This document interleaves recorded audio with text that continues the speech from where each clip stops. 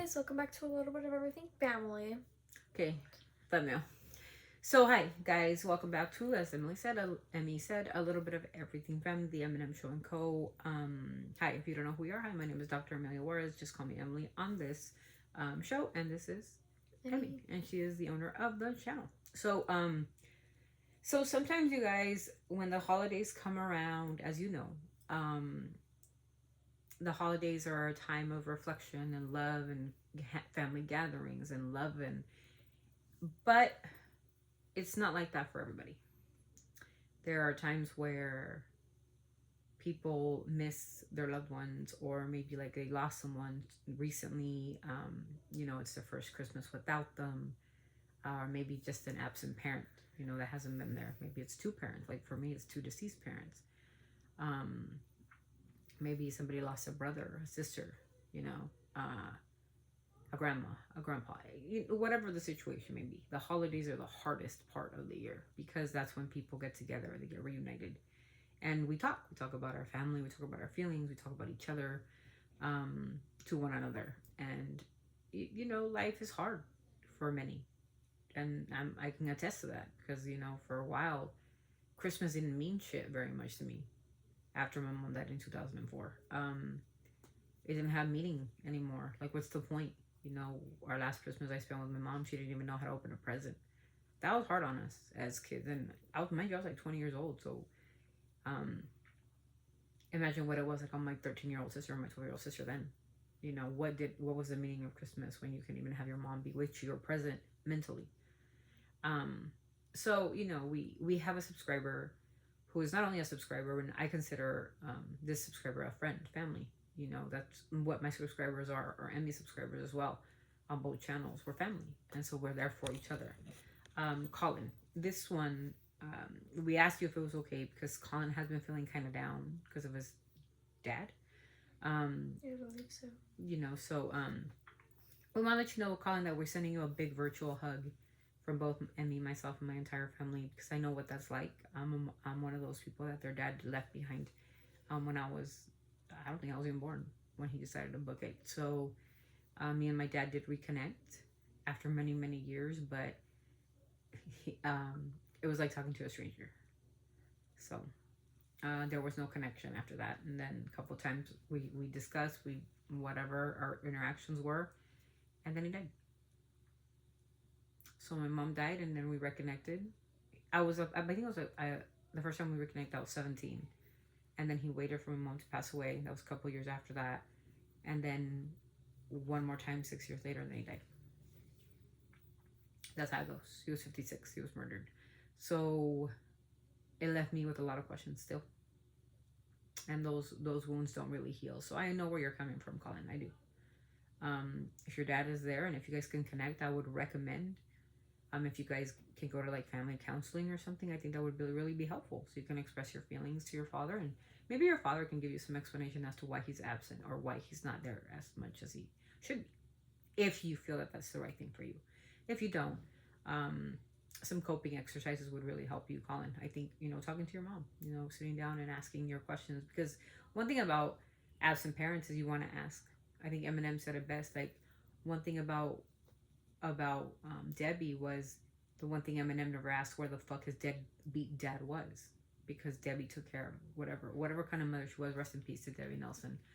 And that's one thing we don't know and we don't recognize. And sometimes, like I said, there's people in the world, and I'm so very, very blessed with my stepdad that he took on a role and he took it on really seriously with me. And I think that I am who I am because of my stepfather. My mother, of course, I give her all the credit, but my stepdad was right there with her, and so he took care of me. When I was sick, he was there. When I was hurt, he was there.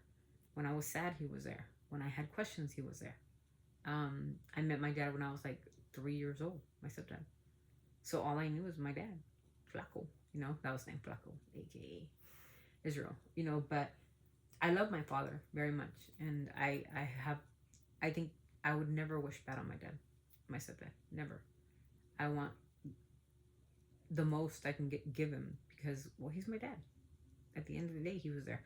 So I'm going to be doing something that Colin wrote. As you know, it's called Dear Colin again. He didn't write the um the entire song for us, but we will be. I'll be trying my best to read as best I can what he wrote, and kind of just a gist of how he's feeling right now. So here it is. I don't know have the name for this song yet. We're gonna call it "Missing You," um, and that's what we're gonna call it. So Colin out of Tennessee, my friend, this is for you. So here we go. I'm gonna read it. If I can't read it, I'm gonna help. Okay, so it says, "The scars I carry are a map of my flight, proof that I lived, proof I survived. I may not be whole, but I'm healing now. I'm learning to love, learning how, if I could reach back to that person I was, I tell them to hold on no matter the cost, because there's a world beyond the pain you feel, a chance to breathe, a chance to heal. Back then, I was falling apart, trying to piece together my broken heart. I would always wear pain like a tattered disguise, hiding the hurt, even the tears in my eyes. Back then, I couldn't see the way, but somehow I'm standing here today. Now I wear my story like a badge of grace. That's a reminder of the battles I had faced. Back then I thought I was the end, but here I am, learning to live again. But even in the shadows, a spark remained, found whisper of hope through all the pain. I didn't see it then, but now I know the cracks that the light began to show. Back then I was falling apart, trying to piece together my broken heart. I would always wear like pain like shattered disguise, hiding the hurt, even the tears in my eyes. Back then I couldn't see the way, but somehow I'm standing here today. The scars I carry are a map of my flight, proof that I lived, proof I survived. I may not be whole, but I'm healing now. I'm learning to love, learning how. If I could reach back to the person I was, I tell him to hold on, no matter the cost, because there's a world beyond the pain you feel, a chance to breathe, a chance to heal. I was a young boy who grew up with no joy, felt like life was a joke, always had my heart broke. I tried chasing the high, but it dragged me low, fire inside that refused to go. Every cut I had was a word I couldn't say, because this story is written in a painful way. Because I would always let darkness call my name. Thought the numbness would dull the shame. I built my prison, I lost the key.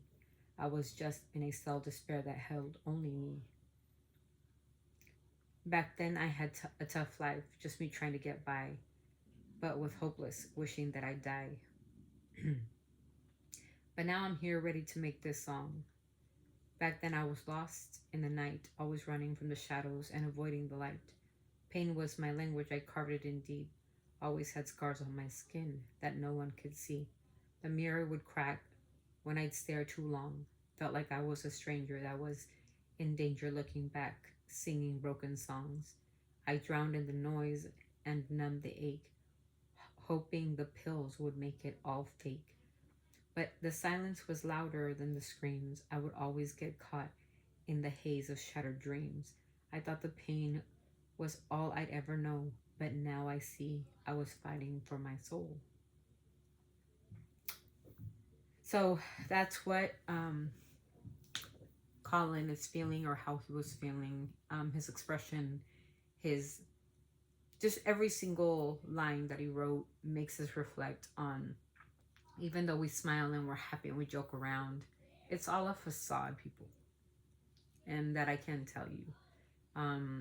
In that song, or those words, those lyrics that Colin says, I can feel his hurt. I can feel every pain that he felt. He's talking about cuts, right? That's a literal term, and I know it is a literal term. Cuts. I remember the cuts. I remember the pills, making sure that those pills were in my body so I would never feel anything.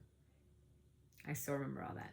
So this song, Colin, really hits home. And like I said, I myself personally send you the biggest virtual hug, and know that I'm always here for you. If you ever need a friend, you know that Emmy is always here for you. If you ever need her to talk to over the phone or whatever, you guys can use my phone, or she can give you her phone number. But just know that you're never alone. You're not alone. And whatever you're feeling, I hope and pray. I keep you in my prayers, Colin, because I feel that you had been lost for a while. And since I think I met you, I felt that there was something missing. And we pray that one day that void would be filled, and that we you know, not bound by blood, but bound by loyalty, and that's what makes us family. So from us here at A Little Bit of Everything Family, from me, Emily, me, and from Emmy, we wish you nothing but the best, and we hope that we can get through this. We will get through this together, and we will get through this as a family. So God bless you. God will guide you, and you will get to that light that you're asking for. I promise you that. So with that, you guys, I leave this video in Emmy's hands and praying to God that Colin finds his peace and Colin finds his way. So Always sending our love from our family to yours. or I'm a family to yours, Colin. We'll see you in the next one. Bye. Bye.